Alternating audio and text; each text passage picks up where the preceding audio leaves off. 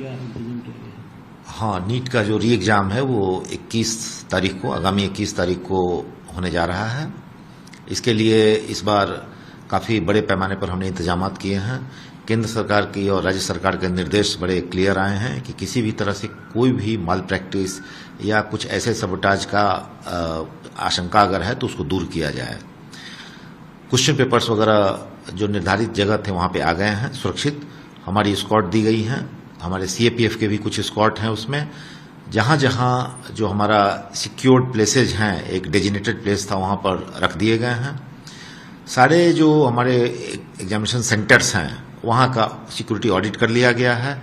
सभी एसपी लोगों को निर्देश दिया गया है कि एक सीनियर ऑफिसर वहाँ चार्ज में रहेंगे, उसका पूरा मुआयना करेंगे, कोऑर्डिनेशन ठीक ठाक से किया जाएगा।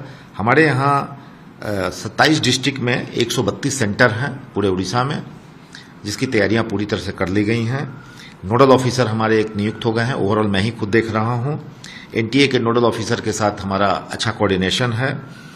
इसके अलावा प्रिवेंटिव मेजर्स हमारे डीजीपी साहब ने पिछले 15 तारीख को एक रिव्यू मीटिंग लिया था और काफ़ी सीनियर लेवल पे, जैसे डीजी क्राइम साहब को, डायरेक्टर इंटेलिजेंस साहब को, डायरेक्टर विजिलेंस साहब को भी रिक्वेस्ट किया गया है। हमारा जो ईओडब्ल्यू और एसटीएफ है और साइबर क्राइम सेंटर है, उन सबको हमने अलर्ट करके रखा हुआ है कि किसी भी तरह की कोई भी माल प्रैक्टिस बिल्कुल भी नहीं करने दी जाएगी। बिल्कुल एक फेयर एग्जामिनेशन हम कराएंगे वहाँ पे। किसी भी तरह र्यूमर को रोकने के लिए भी हमारा साइबर कंट्रोल जो है वो पूरा एक्टिव रहेगा।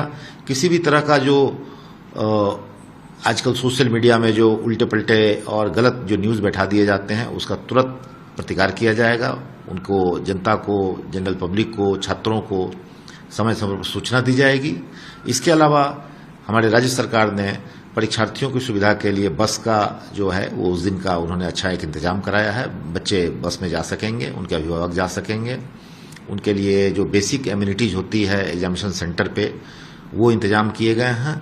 ट्रैफिक के लिए हम पुलिस की तरफ से अलग से इंतजाम कर रहे हैं और 20 तारीख के शाम से ही वो एंटायर एरिया जो है हमारे कॉर्डन में होगा।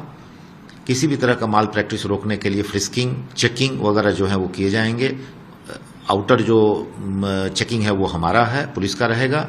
सीएपीएफ के भी कुछ लोग उसमें रहेंगे। अंदर में सिविलियंस होंगे। सफिशिएंट मात्रा में हमने लेडी कांस्टेबल, लेडी होमगार्ड्स को भी वहाँ लगाया है, सो दैट कि हमारी जो महिला छात्राएं हैं उनको किसी प्रकार की कोई दिक्कत ना हो। और सभी को एक वार्निंग भी दी गई है कि अगर कोई माल प्रैक्टिस करता हुआ पकड़ा जाएगा, अगर कोई सबोटाज करने की कोशिश करेगा तो सख्त से सख्त कार्रवाई हम करेंगे। हमें आशा है कि जन सहयोग से और हमारी तैयारी से ये जो एग्जामिनेशन है, हमारे लिए एक चैलेंज का जो विषय है, उसको हम सफलतापूर्वक खत्म करेंगे।